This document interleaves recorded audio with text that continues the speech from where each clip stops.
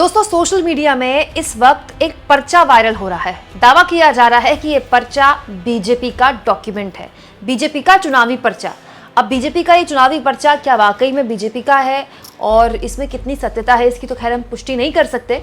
लेकिन आदेश रावल, दोस्तों न केवल आदेश रावल मेरे पुराने सहयोगी हैं, वरिष्ठ पत्रकार हैं, बल्कि ये उन पत्रकारों में से एक हैं जिन्होंने लोकसभा चुनाव में मोदी जी को बहुमत नहीं मिलेगा ये बकायदा गोदी चैनल्स में बैठकर ऐलान किया था।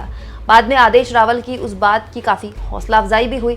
आदेश रावल कांग्रेस पार्टी कवर करते रहे हैं, पिछले लंबे वक्त से कांग्रेस पार्टी कवर कर रहे हैं और कांग्रेस के अंदर की खबरें आदेश रावल से बेहतरीन और कोई बताता नहीं। इसीलिए दोस्तों, आदेश रावल, जिनको मैं एक बहुत ही सीरियस पत्रकार मानती हूँ, उन्होंने एक पर्चा शेयर किया है ये दावा करते हुए कि leaked document of Haryana BJP question mark. मतलब आदेश रावल को भी इसमें शक है कि ये बीजेपी हरियाणा का वाकई में पर्चा है क्या नहीं है।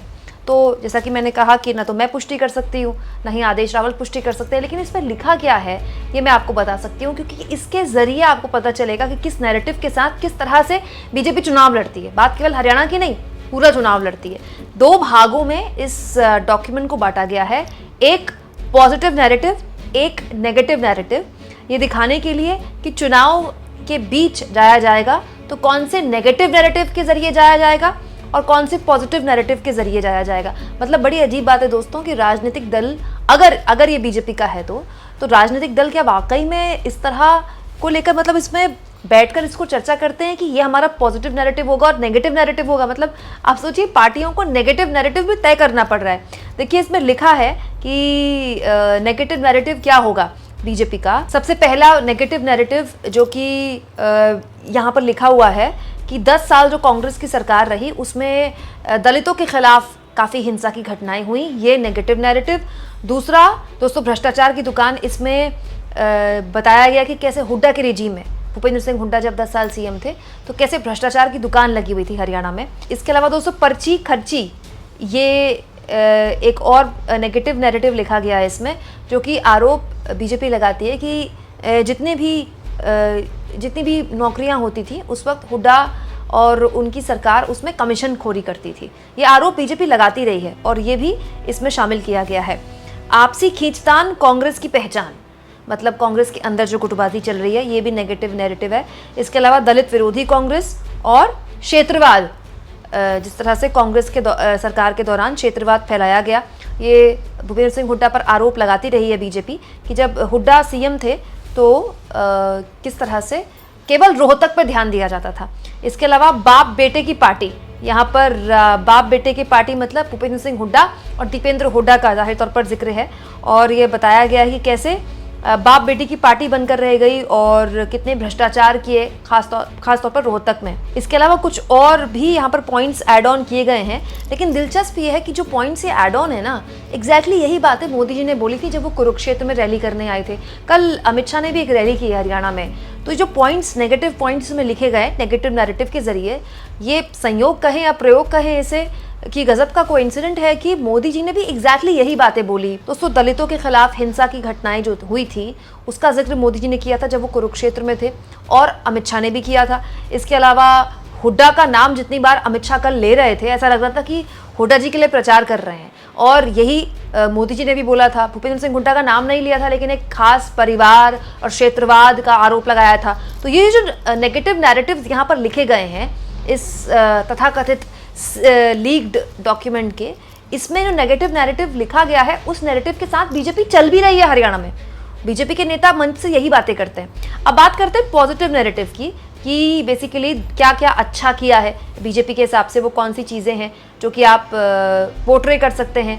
तो जनता की चौधर, जनता का सीएम, यहाँ पर लिखा है कि किस तरह से जो मुख्यमंत्री नायाब सिंह सैनी है कितने हम्बल हैं। मतलब मुख्यमंत्री नायाब सिंह सैनी की सौम्यता को यहाँ पॉजिटिव नैरेटिव के तौर पर लिखा है। और याद होगा आपको, मोदी जी जब कुरुक्षेत्र आए थे उन्होंने सैनी की काफ़ी तारीफ की थी, यही सब कहते हुए कि सैनी तो बड़ों से भी बड़े हैं और इतने कम वक्त में सैनी साहब ने इतनी जगह बना ली हरियाणा के लोगों के दिल में, इतने सोबर हैं, इतने सिंपल हैं। तो मोदी जी ने इसी नायाब सिंह सैनी के व्यवहार की तारीफ भी की थी। और देखिए यहाँ भी क्या कोइंसिडेंट है, ये लिखा हुआ है इसमें positive narrative. MSP on all crops, किस किस क्रॉप्स में MSP दिया है, मिनिमम सपोर्ट प्राइस दिया है, हरियाणा की सरकार ने यहाँ पर लिखा गया है। इसके अलावा बिना खर्ची पर्ची नॉन स्टॉप भर्ती, इसको लेकर भी बीजेपी के लोग रैलियों में कहते हैं कि देखिए हमने अपनी सरकार में एक काम कर दिया कि अब नौकरियों के लिए आपको पैसा देने की जरूरत नहीं है जो हुड्डा सरकार के दौरान दिया जाता है। और एग्जैक्टली यही बात यहाँ भी लिखी है। Increase in income limit for OBC, इसके अलावा गैस सिलेंडर एट 500। दोस्तों चुनाव होने वाले होते हैं, बीजेपी वहाँ गैस सिलेंडर 500 रुपये में देना शुरू कर देती है। मैं हैरान हूँ दोस्तों कि देश का जो राज्य है वो इंतज़ार क्यों करे 5 साल का। देश की तो हर महिला को 500 रुपये का गैस सिलेंडर मिलना चाहिए, हर परिवार को मिलना चाहिए। तो ये भी आप बीजेपी की जितनी भी रैलियां हैं उनमें आप बीजेपी नेताओं को बोलता हुआ सुनेंगे 500 रुपये का सिलेंडर, जो कि वादा किया है बीजेपी ने, और ऐसा वादा कांग्रेस ने भी किया है। इसके अलावा दोस्तों अंत्योदय परिवार योजना का भी यहाँ पर जिक्र किया गया है कि इससे कितने हरियाणा वासियों को फायदा मिला है। इसके अलावा दोस्तों कल अमित शाह आए थे और उन्होंने अग्निवीर का भी जिक्र किया था। अमूमन बीजेपी के भाजपाई के लोग अग्निवीर का जिक्र नहीं करते, लेकिन कल अमित शाह ने अपनी रैली में अग्निवीर का जिक्र करते हुए कहा था कि अग्निवीर को लेकर भ्रम फैलाया जा रहा है और ये तो नायाब सिंह सैनी की सरकार है जिसने अग्निवीरों को अलग अलग डिपार्टमेंट्स में हरियाणा सरकार के 10% कोटा दिया है और इसके ज़रिए वो कैसे अग्निवीरों को एडजस्ट कर रहे हैं सरकारी भर्तियों में राज्य की, ये भी बताया गया है। और दिलचस्प ये है कि सब बातें बीजेपी के लोग बोल रहे हैं, तो या तो बीजेपी के बड़े नेता, चाहे वो अमित शाह हो, चाहे वो प्रधानमंत्री मोदी हो, या फिर बीजेपी के जितने भी बड़े नेता प्रचार कर रहे हैं, या तो उनको सुनकर बनाने वाले ने ये बनाया है अगर ये फेक है तो, और अगर ये असली है दोस्तों तो इस पर आप कैसे विश्वास ना करें, क्योंकि जो बातें इसमें लिखी हैं एग्जैक्टली उसी नैरेटिव के साथ बीजेपी चुनाव लड़ रही है। हालांकि ये कहा नहीं जा सकता कि ये वाकई में बीजेपी की पर्ची है जो लीक हो गई, लेकिन फिर भी मुझे ऐसा लगता है कि इसमें कुछ गलत नहीं है। हर पार्टी अपना एक विजन बनाती है ना, कि जिस विजन के साथ वो चुनाव में जाएगी, किस विजन के साथ वो लोगों के बीच जाएगी, कौन से मुद्दे उठाएगी, अपने कौन से काम गिनाएगी, यही तो हर सरकार करती है। लेकिन ये देखकर मुझे हैरानी हुई कि इसको इतने प्रॉपरली बाकायदा क्या लिखा जाता है कि पॉजिटिव नैरेटिव ये, नेगेटिव नैरेटिव ये, और इसी के जरिए फिर बड़े नेताओं के भाषण भी तैयार होते हैं। अब आप मोदी जी का भाषण सुनेंगे ना, तो ये पढ़ने के बाद मुझे उसमें बहुत सिमिलैरिटी दिखाई दे रही है। मोदी जी ने भी पहले ये बातें बोली, हुड्डा सरकार को लेकर निशाने पर लिया, दलितों के खिलाफ जो हिंसा के मामले हुए उनको गिनाया। अब आप फिर कह सकते हैं कि ये संयोग भी हो सकता है, लेकिन ये गजब का संयोग है कि जो लिखा है एग्जैक्टली उसी के जरिए बड़े नेताओं के भाषण भी हो रहे हैं और उसी नैरेटिव के साथ बीजेपी चुनाव लड़ रही है। लेकिन आपको क्या लगता है दोस्तों, क्या बीजेपी जिस तरह से फुल फॉर्म में आने की कोशिश, दिखाने की कोशिश तो कर रही है कि देखिए हरियाणा में वो एक नैरेटिव के साथ चुनाव लड़, ये हमारा पॉजिटिव नैरेटिव है, ये हमारा नेगेटिव नैरेटिव है, उसका कौन सा नैरेटिव चलेगा, आपको क्या लगता है? क्योंकि दोस्तों जो राजनीतिक दल है वो केवल नैरेटिव बना सकते हैं, वो नैरेटिव जनता बाय करे ना करे ये जरूरी तो नहीं है। जैसे लोकसभा चुनाव के दौरान मोदी जी ने नैरेटिव बनाया था, तो अब तो इसको देखकर मुझे ऐसा लग रहा है कि क्या मोदी जी जो ने भाषण में बोलते थे मछली, मुजरा, मंगलसूत्र, क्या उसकी भी ऐसी लिस्ट बनती थी कि आज मोदी जी मटन पर बात करेंगे, फिर मछली पर बात करेंगे, फिर मंगलसूत्र पर बात करेंगे, फिर भैंसों पर बात करेंगे, उसके बाद आपके 4 में से 2 कमरे कांग्रेस छीन लेगी, उस पर बात करेंगे, अंत में मोदी जी मुजरे पर बात करेंगे, घुसपैठियों पर बात करेंगे।